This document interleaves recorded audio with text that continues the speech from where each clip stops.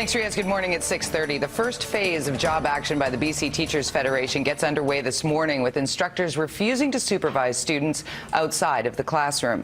And schools in 6 districts outside of the Lower Mainland will be going without recess.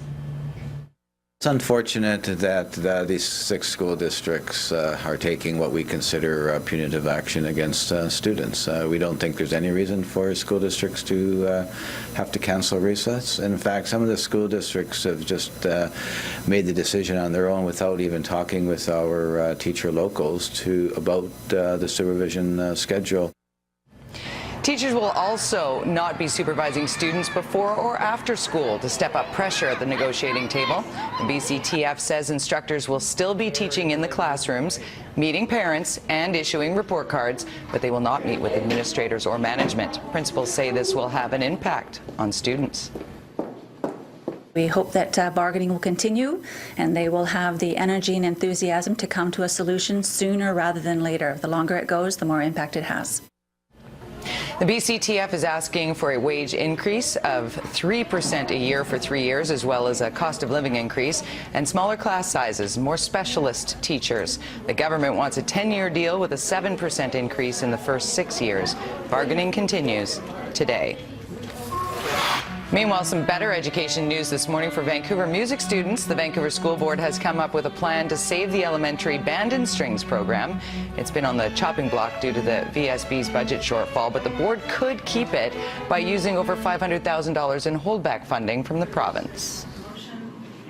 We hope that the board hears the need for the proposed, some of the programs that are proposed in their cuts, and we hope that they do find other ways, but we also understand the fiscal pressures that they're under.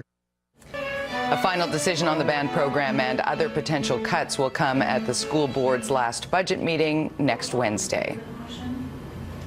The debate about how the city of Abbotsford treats its homeless population is being revisited this morning after new footage was released of a man being shot by police with rubber bullets and beanbags.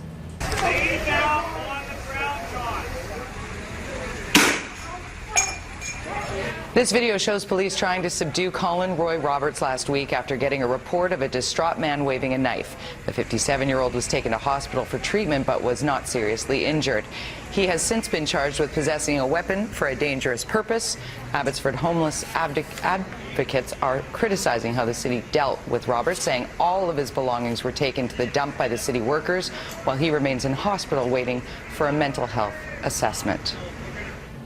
It was not the return Kenzie Markey was expecting, but the BC woman is home after a costly skydiving accident in the U.S. Markey landed aboard an air ambulance at YVR last night. The 32-year-old was taken to Lionsgate Hospital in North Vancouver with a long recovery ahead. She racked up a medical bill of over $500,000 in Arizona after her accident earlier this month. Markey is a veteran skydiver, but her parachute malfunctioned, sending her falling to the ground. The Pemberton resident had medical insurance, but it did not cover extreme sports. Knowing Kenzie, she's got a year ahead of her, I think, but she's stubborn. She's strong-willed. Do you think she'll skydive again? You know what? Who knows with Kenzie?